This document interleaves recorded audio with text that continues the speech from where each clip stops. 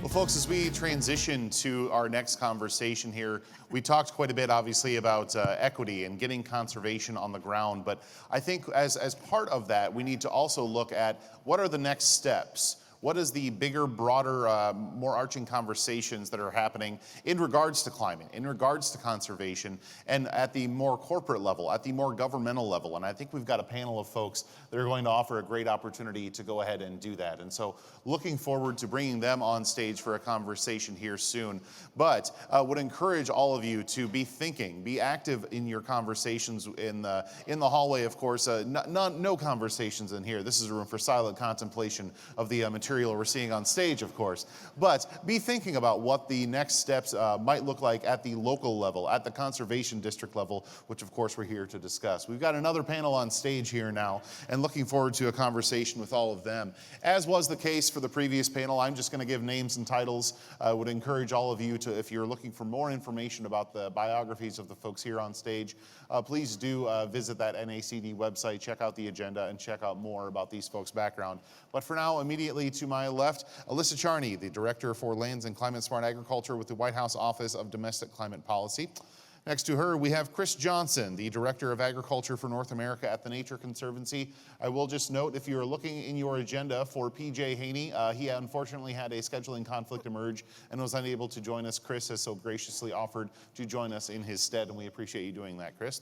Next to Kris, we have Rachel Petitt, the coordinator for the Southern California Soil and Water Hub. And last but certainly not least, we have Terry Baker, the CEO for the Society of American Foresters. Please join me in thanking them for their time.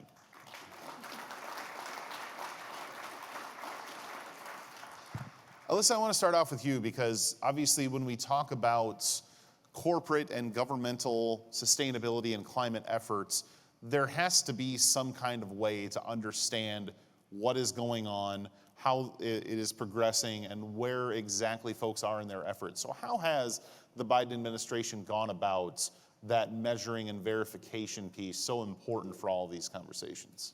Yeah, thank you, Spencer. And really glad that this is a conversation today, a key part of kind of our overall work on climate. I think when the administration, the federal government really thinks about how do we achieve our climate objectives, that quantification, that measurement, that monitoring, those outcomes are key to that work. And I think it matters not just because we obviously want to maximize the carbon that we are sequestering in the soil, the emissions that we are reducing, but there's also enormous benefits for farmers, for communities, for new market opportunities. So just a couple of key kind of priorities that we're thinking about in terms of what drives this work. Number one, I think we really need to make sure we are leveraging both internal and external expertise and innovation. I think, we can't do this alone, and I think that means both us within the ag universe, within USDA, and the federal government. We have a national strategy that is not just agriculture and forestry. It thinks through how do we leverage NASA, how do we leverage expertise across the administration. And then simultaneously, we are really focused on this notion that we can't do this alone, we being the federal government. And so really thinking through, and if you look at that national strategy, it is not a federal strategy, it is a national strategy, and there is a really significant emphasis on how do we work with external partners, whether it is the university, whether it is the company who is doing this work, who's doing this quantification work. We can't set up systems that are not compatible and can't kind of interact with those. And so how do we make sure that the systems that we are building also leverage all of the external expertise and innovation? I think secondly, and this part's really exciting to me, is kind of how do we make sure there is a strong connection between the science, the data, and the actual delivery of conservation. I think that's where the folks in this room come in. I think you all know better than anyone that kind of implementing conservation can't happen without the boots on the ground, and that's very much the case for this work to quantify those climate benefits. So I think, we think about the announcement yesterday for a new Working Lands Climate Corps. We think about how are we training that next generation. That's, I think, really integral in terms of how we are actually delivering conservation and how we are making an impact when it relates to outcomes. I think the panel just before us is really key to this as well.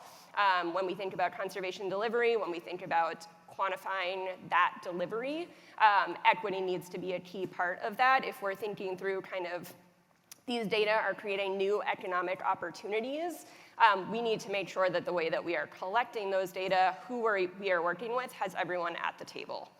And then finally, as we think through kind of what are we trying to do here, I think it's really exciting that we're able to leverage these data to create new economic and market opportunities. A couple of examples of what the administration has been doing to drive this work forward. As I know folks are tracking, a new program stood up, Partnerships for Climate Smart Commodities, does just this. And a key requirement of all of those projects is measurement, monitoring, reporting, verification. So sending a very strong signal that we can't create these new economic market opportunities without those data is a key component. We're standing up new databases through Growing Climate Solutions Act to kind of keep track of those technical assistance providers who can help do that data, who can help access new market opportunities. And we really see it everywhere. We see it when we're working on sustainable aviation fuels. How do we actually make sure we are integrating those practices? So that's just a key focus of that as well. How do we leverage these data for good, for market opportunities in ways that are going to keep farmers, ranchers, rural communities at the center of those conversations?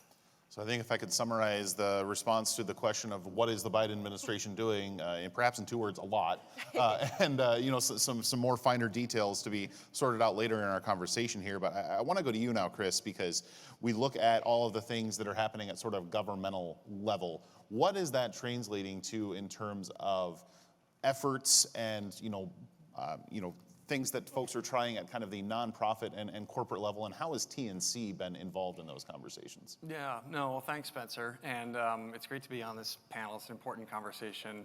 I think as was mentioned yesterday, maybe by Undersecretary Bonnie, all of you in the conservation districts, the TNC as well, have been in this business for a long time, long before we started talking about climate resiliency, climate smart commodity projects. And so I think that is front and center for TNC, is we want to see conservation implemented on the ground, just like all of you do as well. The climate lens offers a new opportunity to leverage the solutions that can come from conservation and agriculture to also deliver climate change mitigation benefits, sequestering carbon in the soil, reducing emissions, but also climate adaptation and resiliency benefits. So it's not a new thing. It's recognizing these benefits that come from this great work that we've all been doing for decades. I think the role that the TNC is trying to play is an implementer and a connector at different points in the system. We work, of course, with conservation districts all over the country implementing projects. My home state of Minnesota, we work a ton with Stearns County SWCD and many others implementing projects. And Indiana and Nebraska, I can think of dozens of projects that we do working really closely with our partners at the conservation districts. We also work really closely with NRCS, with Extension, with ag retail, with companies that are buying commodities from supply chains, and those companies are setting goals around wanting to have better climate outcomes, better water outcomes, in some cases better biodiversity outcomes, and they don't know how to do that. They can't reach down into their supply chains and work with farmers the way that you all can to implement practices that can deliver those benefits. So we're trying to play a connector and kind of a science-based connector, also talking about the importance of data and rigor and counting and quantifying these changes that we want to see happen. So that's, in a nutshell, sort of some of the roles we're playing, from kind of walking alongside the boots on the ground with our partners in states and in projects, to also connecting with companies to help them figure out how can they shift their procurement strategies, how can they shift their supply chains to generate better climate outcomes, better water outcomes across the board. Mm-hmm. Rachel, I'm going to be honest with you. I'm a Midwestern guy, grew up in corn and soybeans country.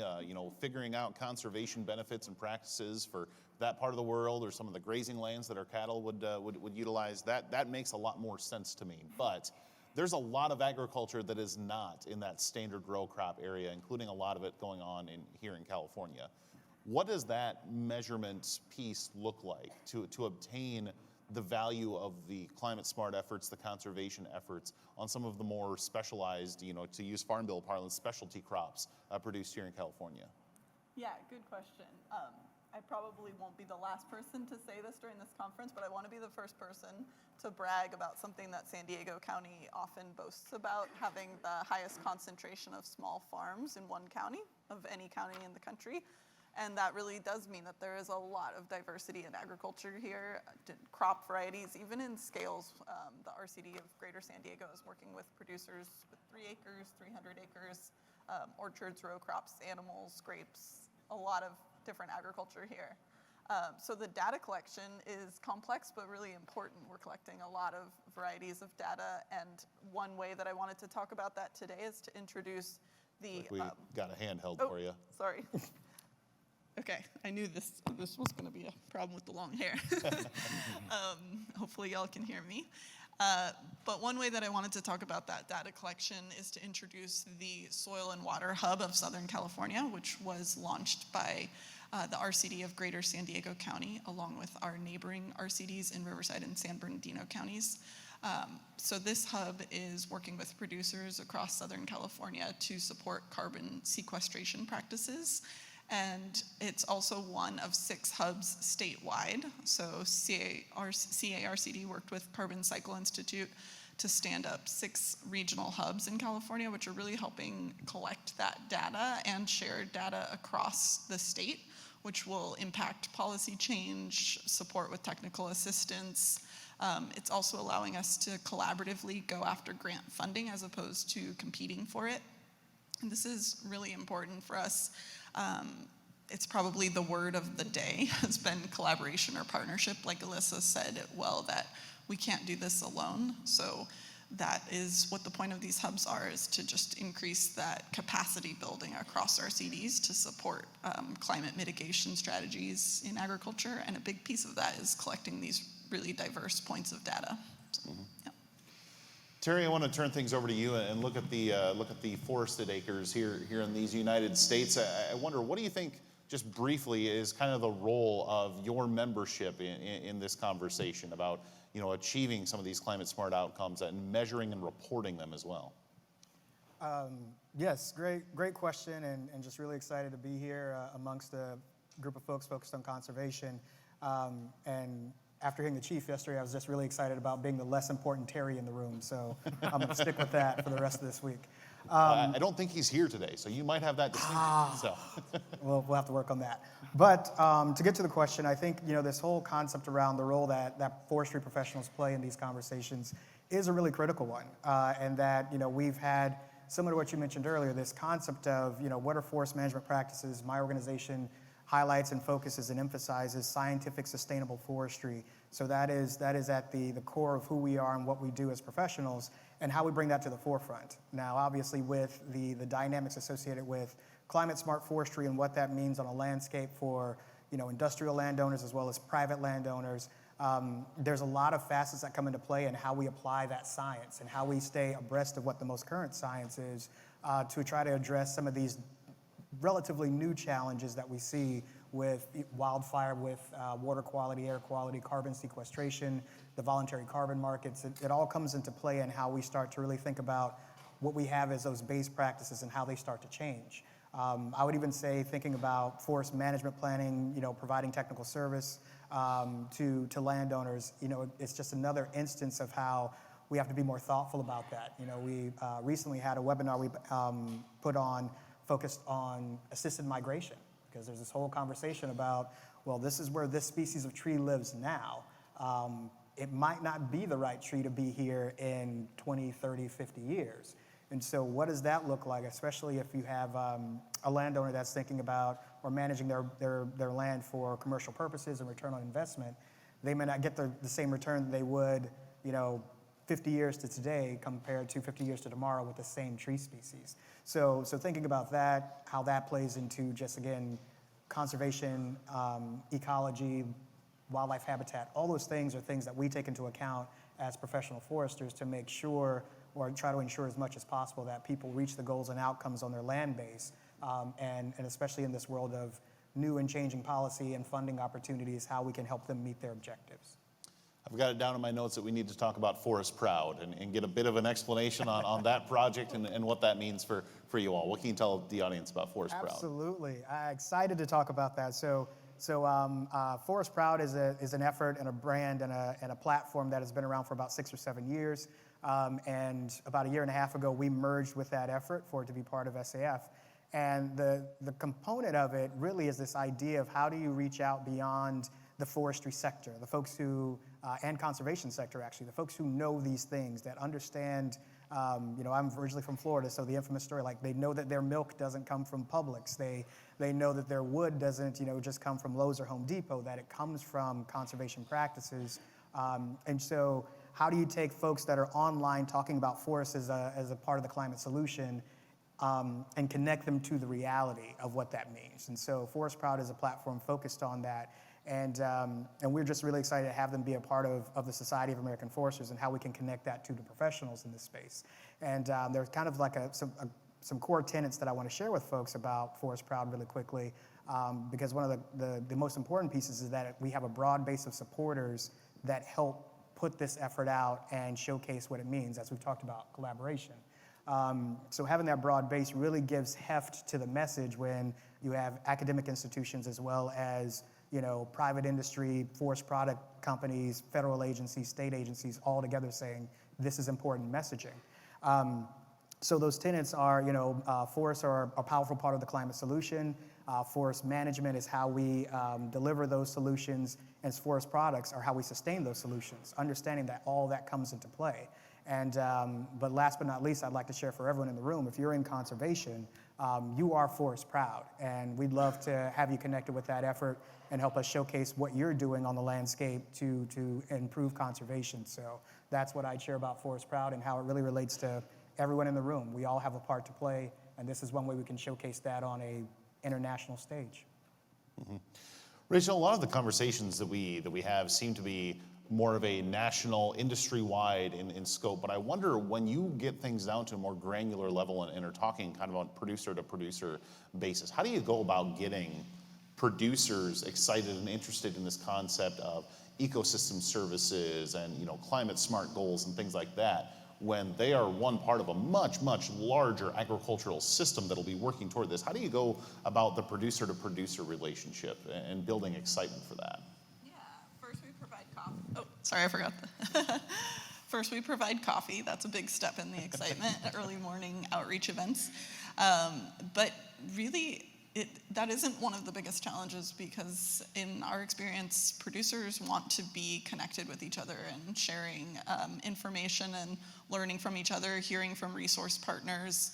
There's so much engagement opportunity for us to get resource providers together with producers and really talk about these challenges of getting conservation on the ground. One of our big projects is writing carbon farm plans, so supporting producers in writing a carbon farm plan, which helps us track how different regenerative practices look on the ground, and then how different those carbon farm plans look across the state, which is where the hub system has been really helpful, because a carbon farm plan in southern San Diego County, which is currently flooded, will look really different than other parts of San Diego County that are still experiencing the effects of drought. And those two plans will look really different from the North Coast near Sonoma or the Gold Country in the foothills. So collecting this data and then having a network where we're able to share our takeaways together and really learn from each other's experience creates this umbrella where it really forms that connection, and then having a platform like NACD where the RCDs can start to look nationally and widen our scope. It's really important. Yeah. What are some of the learnings and stories that producers are sharing as of right now? Where are you now versus where you were, last year before on this effort? Yeah, it's something that we've been big advocates about, and our producers are really excited about, is irrigation efficiency techniques. We have irrigation specialists housed in the RCDs down here, and they do site visits. And something that's really shifting, especially in the last 2 weeks. So glad this conference was this week, not last week. Irrigation efficiency also needs to encompass when there's extreme weather, like too much rain all at once. Santa Barbara got their annual rainfall in about 48 hours recently. So we have to stay agile and be able to shift our tactics. So we have a whole menu of conservation tactics that we can draw from.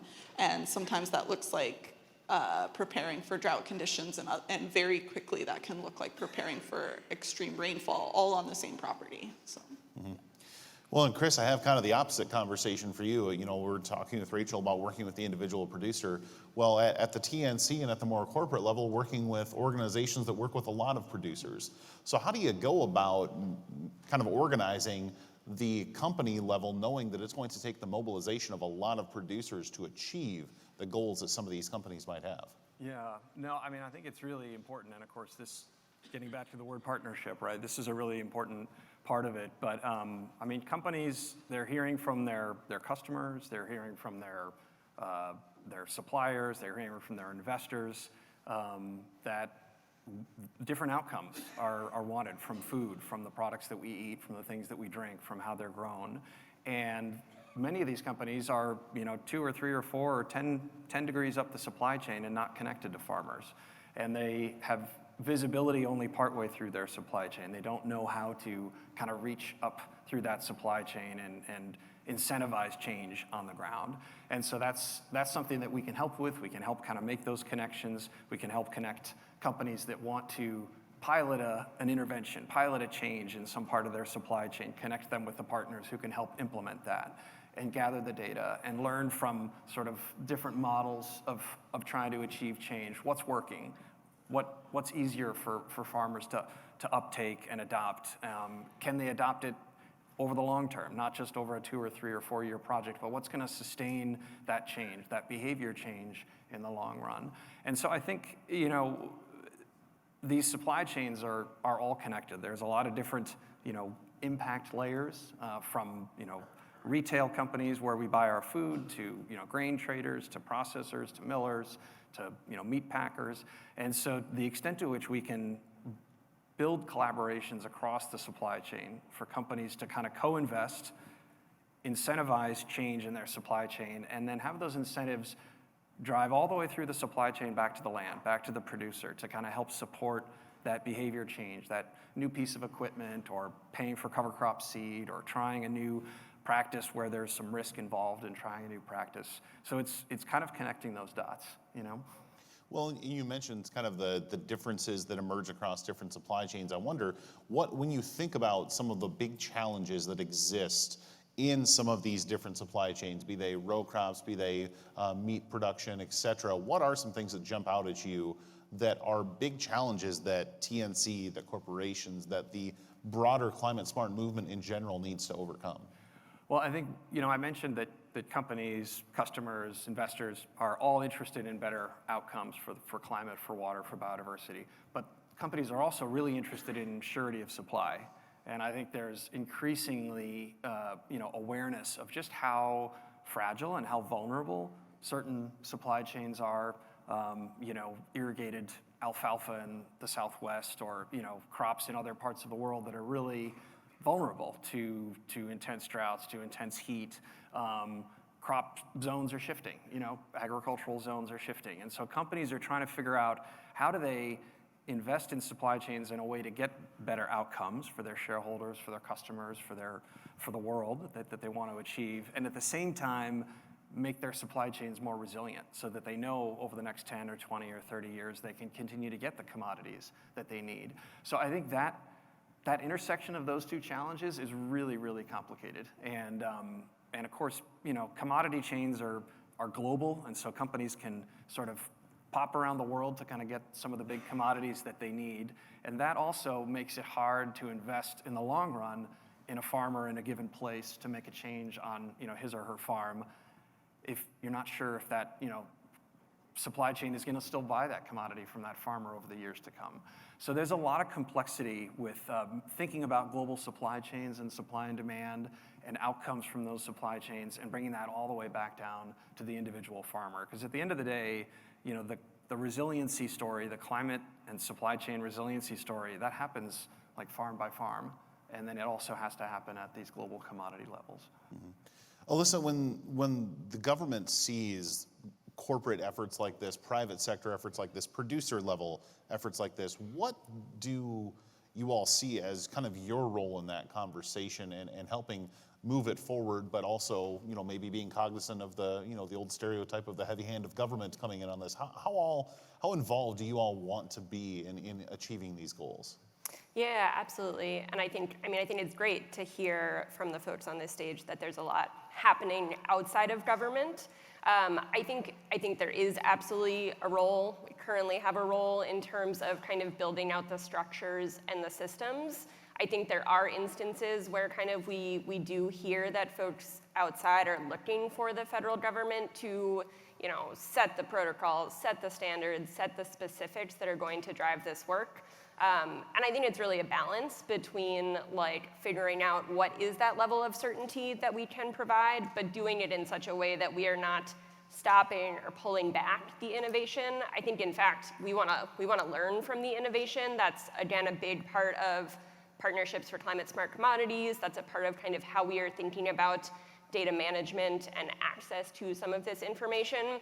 We don't want any of this to happen in silos. I think we really want to figure out how can we help, how can we provide the tools, the resources, whether that's access to conservation programs, whether that's access to research and data and metrics. But I think we're also really showing up and saying, we're here to learn, right? We know there's a lot of innovation happening externally with our partners. What are the mechanisms through which we can be integrating that into the way that we, as the federal government, are providing some sense of certainty and resources? I think one particular area, too, where it's really exciting to learn and kind of see what's happening on the outside is, again, this marriage between the delivery of conservation assistance and quantifying those outcomes. I think there's some special challenges when you kind of think through this notion that our conservation assistance is voluntary, it is incentive-based, right? We are not going out there in the field and saying, we will have the perfect kind of research approach if we get this farmer to do this and this farmer to do that, right? That's not how we deliver conservation. And so tackling this challenge of how do we kind of reconcile that approach, which we very much want to maintain, a voluntary incentive-based conservation work, with this notion that we really need robust, rigorous data science research. I think there's some really great examples of whether it's companies or external partners who are working through that kind of challenging opportunity, and there's a great chance for us as the federal government to say, how do we learn from that? How do we kind of together work through some of these challenges to get the data to provide conservation that really works for folks in the field? Well, and correct me if I'm wrong, but from the chair I'm sitting in, the government is in a bit of a tough spot here because you're not a company that has the luxury of maybe working with just corn farmers or just strawberry producers or just beef, pork, chicken, what have you producers. You got to come up with some kind of agreeable way to quantify the benefits across the agricultural system. I understand you're not going to be able to come up with the one perfect metric, but how does the government go about solving that challenge of the widely disparate kinds of production that need to be quantified here? Yeah, absolutely. I think it's definitely a challenge, but a really important one to tackle. And it's no different than kind of the unique approaches that we know are out there in the field for conservation delivery. Climate smart agriculture practices in Colorado look very different than climate smart agriculture practices in Iowa. But it is our job as the federal government to say, how do we make a set of tools that kind of works and then pulls those together so that we can think about our outcomes. There's a lot of work ongoing to kind of think about that structure holistically. I think if we look at USDA and some of the funding that even came in through the Inflation Reduction Act, $300 million for measurement, monitoring, reporting, verification, with a very clear directive from Congress to say, take these funds, think through how to kind of stand up a system that is reflective of that diverse set of conservation assistance that you provide through climate smart agriculture. I think this national strategy that was released for greenhouse gas information systems through the federal government also really builds out that structure. We've established a greenhouse gas data center that is kind of supposed to serve that very purpose of there's a lot of data being collected out here in this part of the country, and then here in this part of the country, like what is the clearinghouse such that we can be able to make sure those data are compatible. And then same thing goes for the work and innovation that's happening with external partners. So there's absolutely no one size fits all, but I think very much a needed opportunity for the government to come in and say, let us help you connect the dots. We are not going to say we've figured it out, because there is, to your point, no one solution.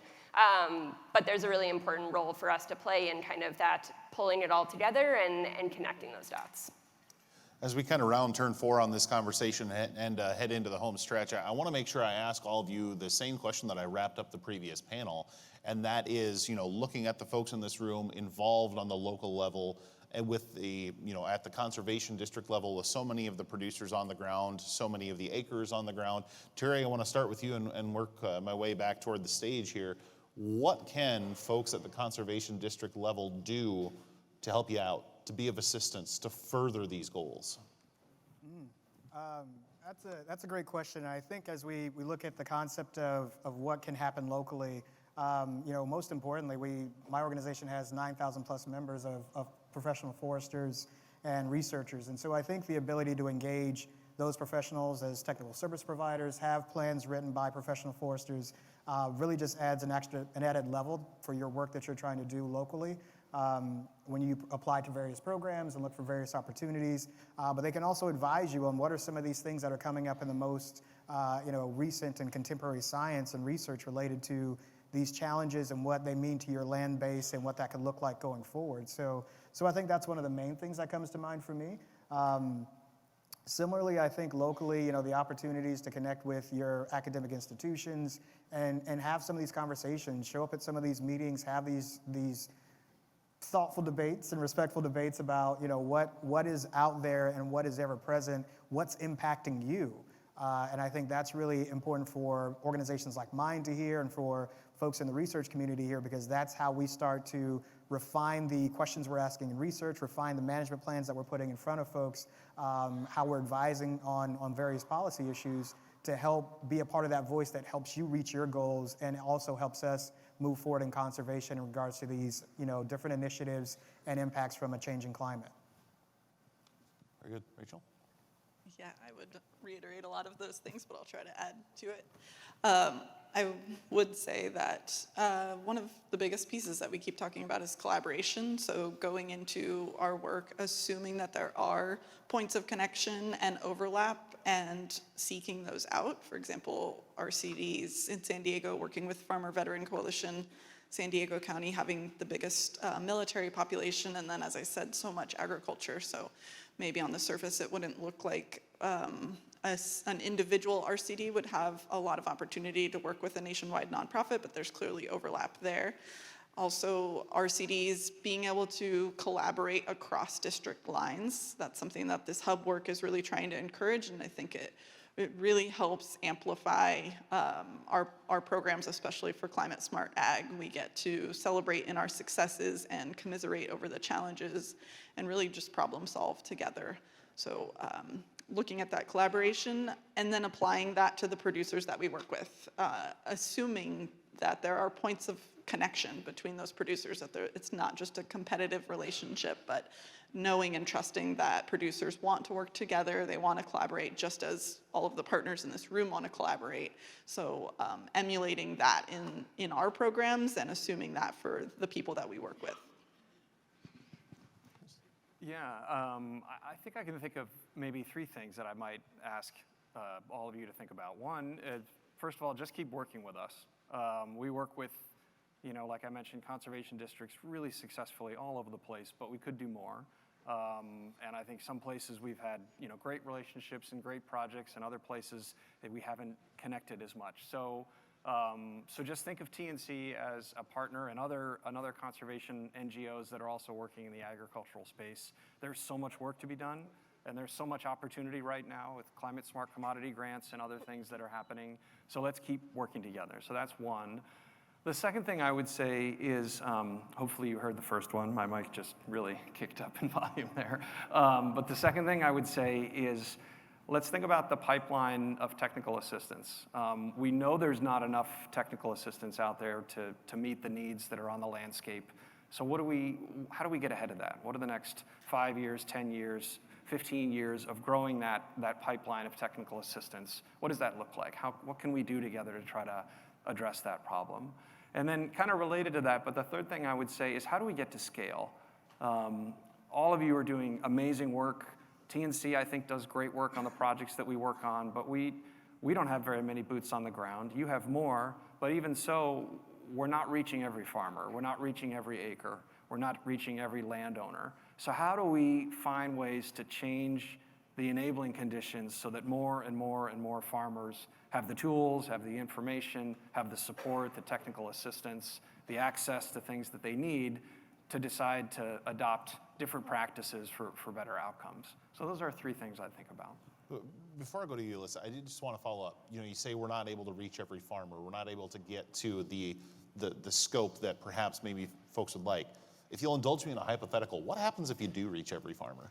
What happens if you do get to that scale where these practices are more commonly discussed, more commonly accepted on every farm across the country? Yeah, I mean, at TNC, that's our goal. We would like to get to a point where, regenerative practices, soil health practices, best management practices, conservation, whatever you want to call them, are business as usual on the landscape. Because if we can get to that point, we'll have more resilient farms, we'll have better water quality, we'll have more groundwater recharge, we'll have better climate outcomes, we'll have better outcomes for biodiversity, for habitat, for our rural communities being strong and resilient in the face of climate change. So that's where we want to get to. And I think I was in a presentation yesterday with someone from a conservation district in Indiana, and they have 17% of their farmers have adopted cover crops in that county, which is really high relative to the national rate and still not high enough, right?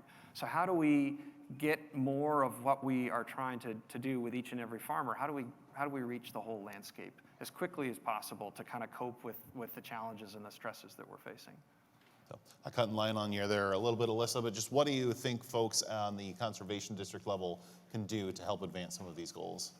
Yeah, absolutely. And I think I would echo the kind of how do we build that pipeline together. I think, and as was discussed yesterday with the announcement for Working Lands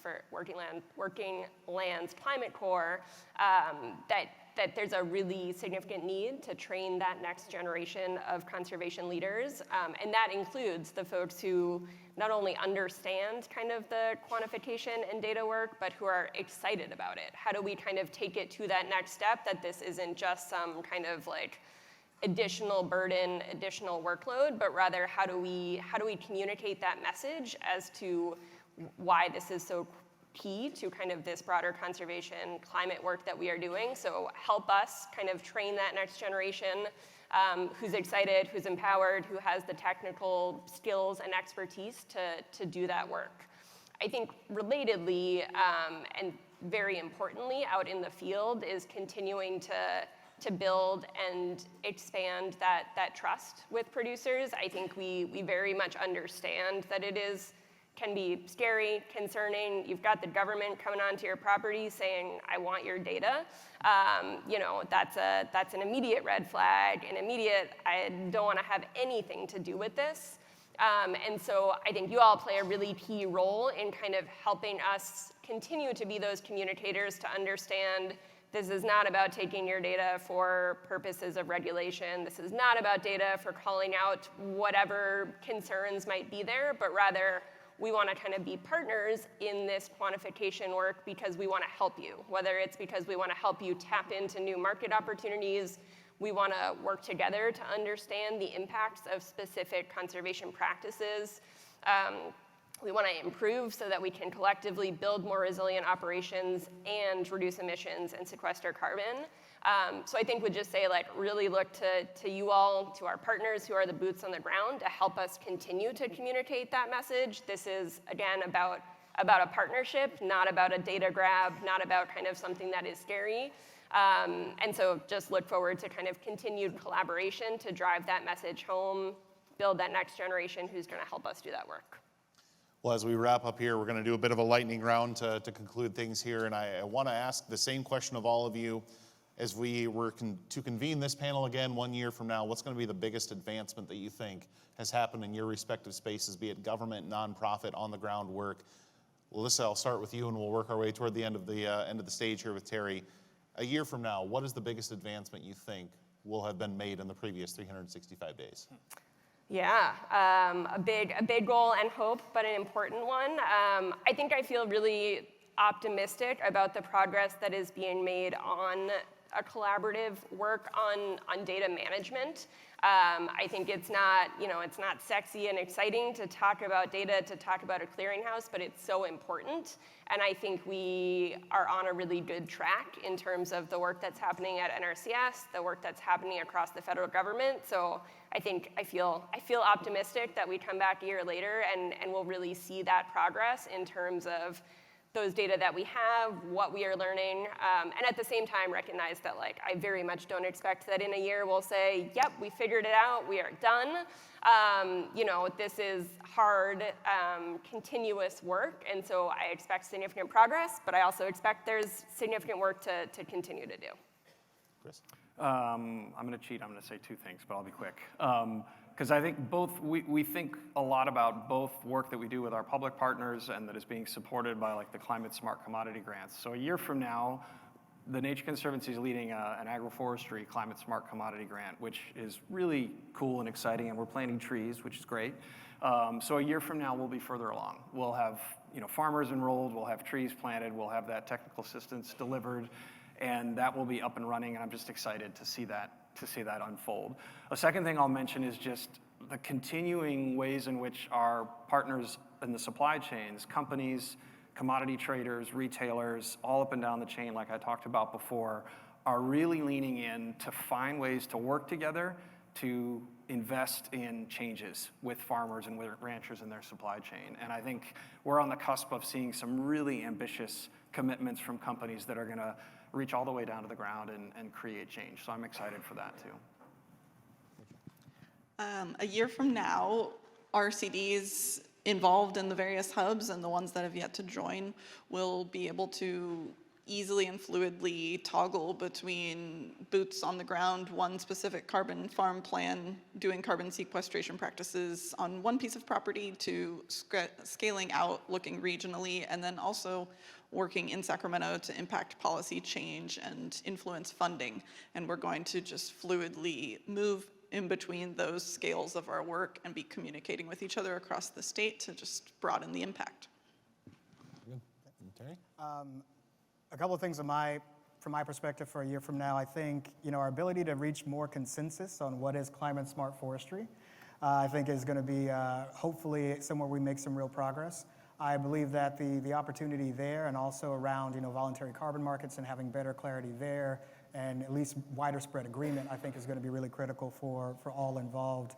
And then just as has been mentioned with the workforce needs, as well as those partnership components. I even think about our ability to, we've been working more with NACD and looking forward to doing that more and more to help bring that knowledge of what's coming from the conservation districts, that experiential knowledge associated with the landowners and what they've done, and bringing that to our professionals to help inform their knowledge base, their skill set, and how to help them engage more. So I hope that relationship continues to grow. And last but not least, I think in this whole piece of forests and forest products, I hope there's more of an adoption and understanding of the role forest products play in these carbon and climate conversations. And I'll just put in a plug. Yesterday or last week, we just released a national position statement on carbon in the built environment and why that's really important and what role it plays from a very extensive science-based research. So there's things that are just I'm really excited about this year and what conversations are taking place and how they continue to grow throughout the year. Well, as I think back about the conversations that we've had over these last two panels, three words really come to mind: collaboration, partnerships, and opportunity. Really present themes across both of the conversations that we've had here on stage today. Folks, please join me in thanking our panelists.